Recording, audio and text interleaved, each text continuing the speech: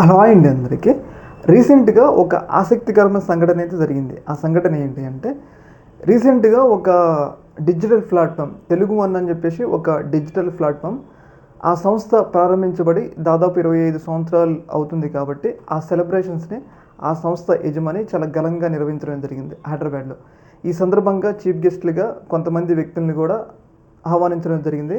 అందులో భాగంగా సీఎం చంద్రబాబు నాయుడు గారు, అలాగే మాజీ చీఫ్ జస్టిస్ ఎన్వి రమణ గారు, ఇంకా కొంతమంది ఏదైతే రఘురామకృష్ణరాజు గారు, వీళ్ళందరూ కూడా ఈ సంస్థ యొక్క సిల్వర్ జూబ్లీ వేడుకలకి రావడమే జరిగింది.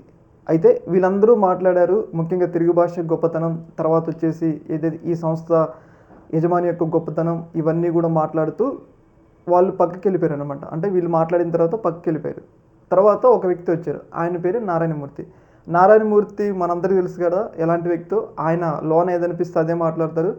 ఆయన పదవుల కోసం, డబ్బు కోసం ఎవరికి లొంగే వ్యక్తి కాదనమాట. అయితే ఆయన మాట్లాడిన మాటలనేవి ఒక రకంగా ఎవరైతే అక్కడున్న వ్యక్తులకి కొంచెం ఇబ్బందికరంగా మారినాయి అనమాట. ముఖ్యంగా ఆర్ నారాయణమూర్తి మాట్లాడిన మాటలు ఏంటి అంటే, ఏదైతే జగన్మోహన్ రెడ్డి ప్రవేశపెట్టిన ఇంగ్లీష్ మీడియం స్కూల్ వల్ల పేద ప్రజలు ఎంత లాభం పొందుతున్నారు, ఇప్పుడు ఆ ప్రజలు చదువుకొని, పిల్లలు చదువుకొని ఐఏఎస్లు, ఐపీఎస్లు, గొప్ప గొప్ప వ్యక్తులు, న్యాయమూర్తులు అవ్వడానికి అవకాశం ఉంది కాబట్టి ఆయన ఇంగ్లీష్ మీడియాన్ని స్వాగతించారు. అంటే ఇంగ్లీష్ మీడియం గొప్పతనం చెప్తూ ఇంగ్లీష్ మీడియాన్ని స్వాగతించారు. అయితే ఇది ఇబ్బందిగా మారింది. ఎవరికి అంటే అక్కడున్న టీడీపీకి సంబంధించిన కొంతమంది వ్యక్తులకి.